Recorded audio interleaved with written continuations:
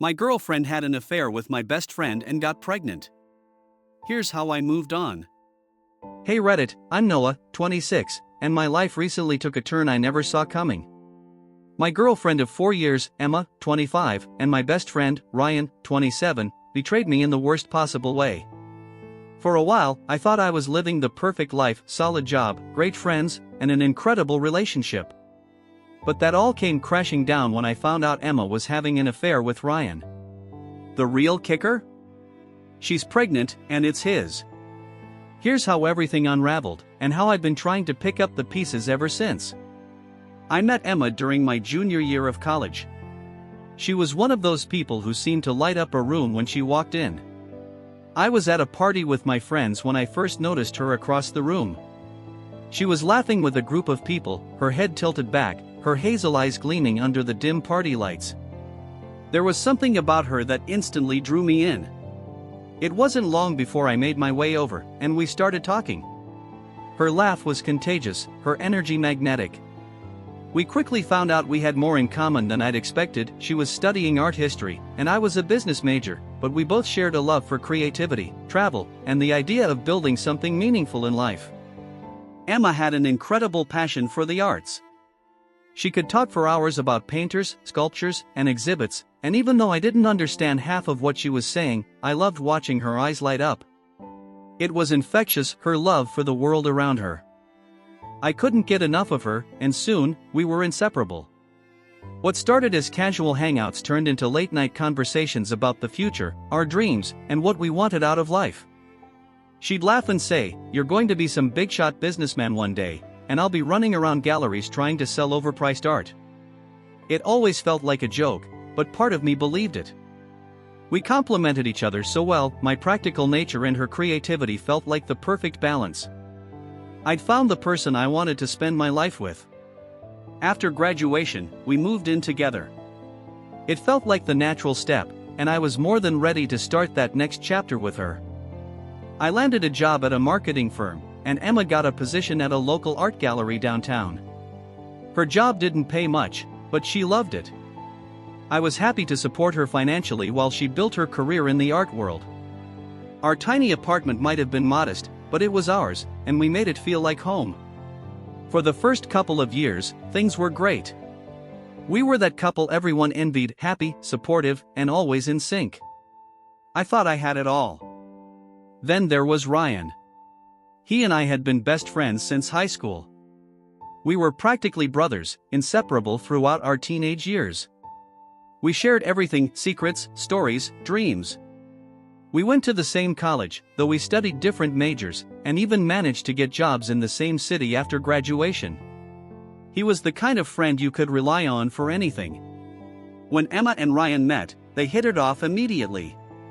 I thought it was a good thing, my best friend and my girlfriend getting along so well. We all hung out together often, and Emma used to joke that she was dating two best friends. I never thought much of it because, in my mind, I trusted them both implicitly. If there were cracks in our relationship or warning signs with Ryan, I wasn't paying attention. But things were starting to shift, even if I didn't notice at first. The perfect world I thought I was living in wasn't as perfect as it seemed. Looking back now, I can see the red flags. They were there all along, subtle but present. I guess I didn't want to see them. I was too wrapped up in the life I thought we were building together, Emma and me, with Ryan as our closest friend, always there. It felt like everything I had wanted was falling into place, but the cracks in that foundation were becoming more visible. Emma had always been open with me. She'd tell me everything, what her day was like, how the gallery was doing, the artists she was working with. We'd talk late into the night about her dreams of curating an art exhibit one day, or my plans to move up in my company. But somewhere along the line, she started pulling back. It wasn't drastic at first. Just little things, like how she didn't seem as eager to talk about her day, or how she'd avoid certain topics. If I asked too many questions about her late nights at the gallery or the art events she was attending, she'd get defensive. I brushed it off as stress. Her job wasn't easy, and I knew she was under a lot of pressure to make a name for herself in the art world. But the late nights became more frequent. She'd come home well past midnight, smelling faintly of perfume and wine. When I asked how the event went, she'd wave me off, saying it was fine or nothing special. I wanted to believe her, and for a long time, I did. The phone was another red flag. Emma had always been attached to her phone, but over the past year, it became obsessive. She'd be texting constantly, even during our US time. I'd be watching a movie or talking to her about something, and she'd be distracted, her attention focused on her phone screen. Whenever I asked who she was texting, she'd give vague answers. Oh, just a friend, or it's work stuff. Her phone became something she guarded, always keeping it face down when she left the room, never letting me see who she was talking to. Again, I brushed it off, telling myself I was overthinking things. Ryan was also acting strange. We used to hang out all the time, grabbing beers after work, playing basketball on the weekends, or just chilling at my place. But over the past few months, he'd been distant. He was always busy or tied up with work, making excuses whenever I asked him to hang out. I remember feeling a little hurt by it, wondering if I'd done something to piss him off. But instead of confronting him, I just let it slide, thinking he'd come around eventually. Then there was the night that really should have tipped me off. Emma had gone out for a gallery opening, and Ryan was supposed to come over to hang out. He'd said he'd be late, so I waited. But when he showed up, he was distracted, constantly checking his phone. He barely talked to me, and when I asked what was up, he said he was just dealing with some work stuff. Then, out of nowhere, he said he had to leave. No explanation, no excuses. He just left. I remember thinking it was odd, but I didn't push him. I trusted Ryan, trusted Emma. They were the two people I relied on most, and the idea that something was going on between them never even crossed my mind. But those little things, those small signs, they were all pointing to something much bigger. I just didn't want to see it. I can still remember the exact moment my life fell apart. It was a Saturday night. Emma had told me she was going to a gallery event downtown, something for work. I didn't think much of it, she often went to these events, and I knew networking was part of her job. She kissed me goodbye, told me she loved me, and walked out the door like everything was normal. Ryan had texted me earlier in the day, saying he was busy and couldn't hang out. I didn't question it, he'd been distant lately, but I figured he was just dealing with his own stuff. I planned on spending the night at home, maybe playing some video games, ordering takeout, and relaxing. It was supposed to be a quiet, uneventful night. But around 9 p.m., I got a text from Jake, another one of our mutual friends. Hey man, I hate to ask this, but is everything cool between you, Ryan, and Emma? I saw them together downtown, and they looked close. My heart skipped a beat when I read the message. At first, I thought Jake had to be mistaken. Ryan and Emma together? That didn't make sense. Maybe they just ran into each other at the event. But deep down, I knew something was wrong. All those little things, the late nights, the phone calls, the distance between Ryan and me, it was all starting to add up. I texted back, my hands shaking. Where did you see them? Jake replied quickly. They were at the bar on 5th Street. I saw them going about 20 minutes ago. I could feel my pulse pounding in my ears. I tried to rationalize it in my head, maybe it was nothing, maybe it was a coincidence. But I couldn't shake the feeling that something was terribly wrong. I grabbed my jacket and drove downtown, my mind racing the entire way. When I got to the bar, I sat in my car for a few minutes, trying to calm myself down. I didn't want to jump to conclusions. I didn't want to believe that Emma would betray me like that. And Ryan? He was my best friend. He'd never do something like that to me. But when I walked into the bar and saw them, everything I thought I knew came crashing down. Emma and Ryan were sitting at a small table in the corner. They were laughing, their heads close together. Emma had her hand on his arm, and they looked intimate.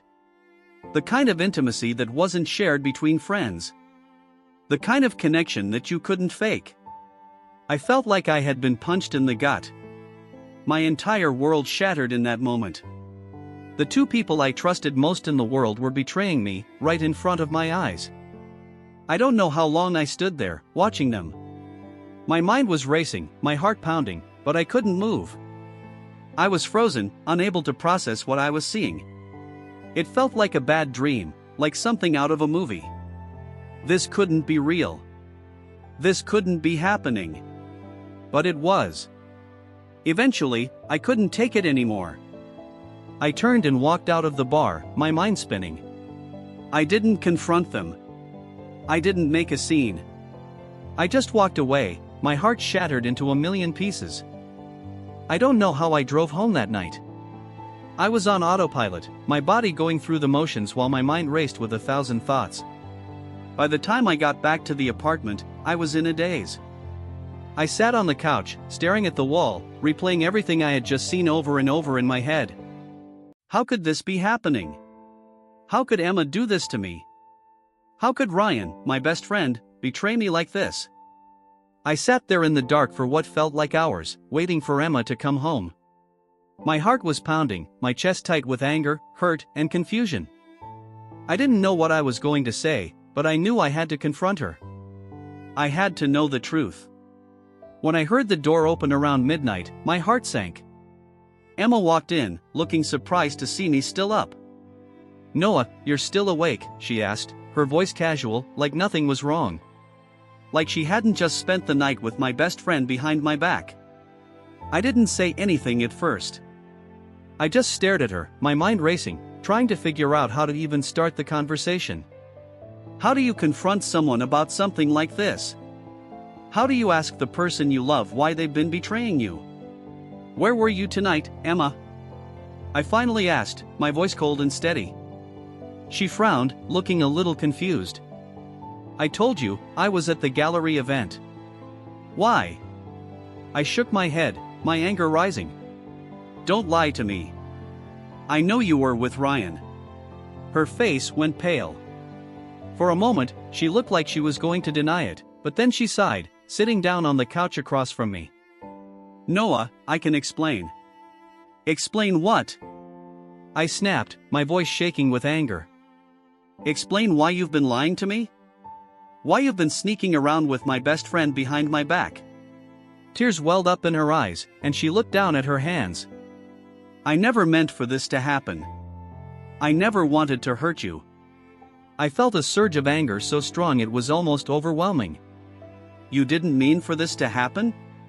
You've been having an affair, Emma. With Ryan. My best friend. Do you have any idea how messed up that is?"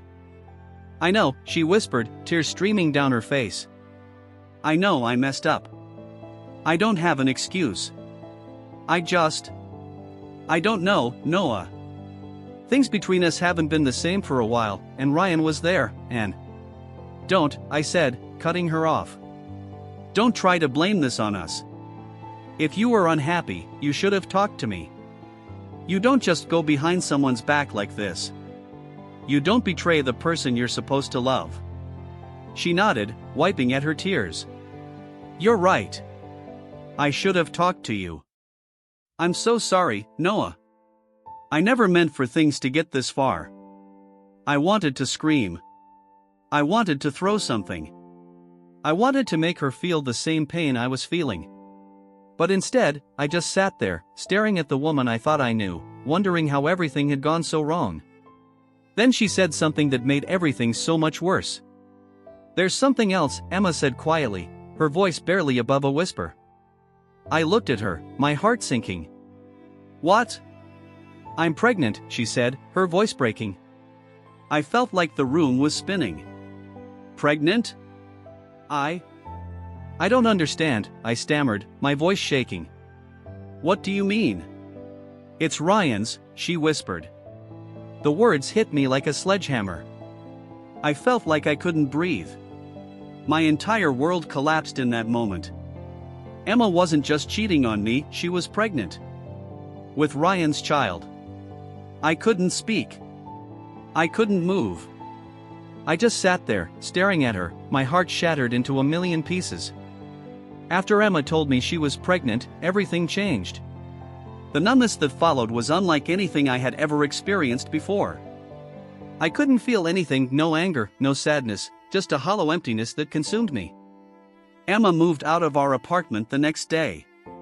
There were no long discussions, no attempts to fix things. She just packed her things and left.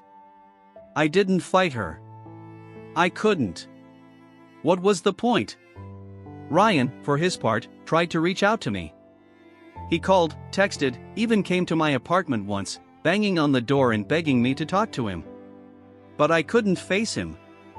How could I look at him, knowing what he'd done? Knowing that he and Emma had been sneaking around behind my back for who knows how long? Knowing that they were having a child together? The betrayal was too deep. Too painful. I felt like my entire life had been ripped away from me, and I didn't know how to move forward. I spiraled after that. I stopped going out, stopped seeing friends, stopped caring about anything. I went through the motions at work, barely able to focus. Every night, I'd come home to the empty apartment, the silence suffocating me, and I'd just sit there, replaying everything in my mind. The lies, the betrayal, the moment Emma told me she was pregnant, it haunted me. I couldn't escape it. Drinking became my escape. It was the only thing that dulled the pain, even if just for a little while. I'd sit on the couch, a bottle in hand, and wonder how my life had come to this. How had everything I thought I knew crumbled so easily? It took months before I could even think about moving on. I was drowning, and it felt like no matter how hard I tried, I couldn't pull myself out of the darkness. But I knew I had to do something. I couldn't keep living like this. Therapy was my first step. I'd never been to therapy before, but I figured it couldn't hurt. At first, I didn't know what to say. I just sat there, feeling like there was too much to unpack. But slowly, session by session, I started to open up.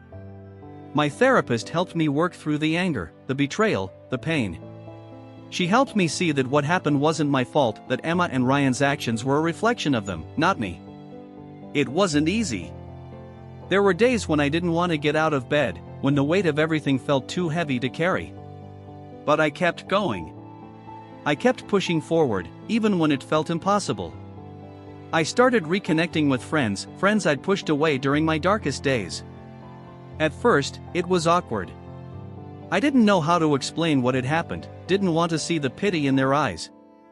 But eventually, I realized that I needed them. I needed their support, their laughter, their presence. Slowly, I began to rebuild my life, piece by piece. Work became a focus for me. I threw myself into my job, taking on more projects, pushing myself to excel. It wasn't just about proving something to myself, it was about taking control of my life again, about reminding myself that I still had a future, even if it wasn't the one I'd imagined. Eventually, I started dating again. It wasn't easy. Trust didn't come naturally anymore, and I was cautious, afraid of getting hurt again. But I knew I couldn't let what happened with Emma and Ryan define the rest of my life. I deserved to be happy. I deserved to be with someone who truly cared about me and wouldn't betray me. As for Emma and Ryan, they ended up together, raising their child as a couple. I've seen them a few times around town, but we haven't spoken. The anger I once felt toward them has faded, replaced by indifference. They made their choices, and I've made mine. In the end, I learned that life doesn't always go the way you plan, but that doesn't mean you can't move forward.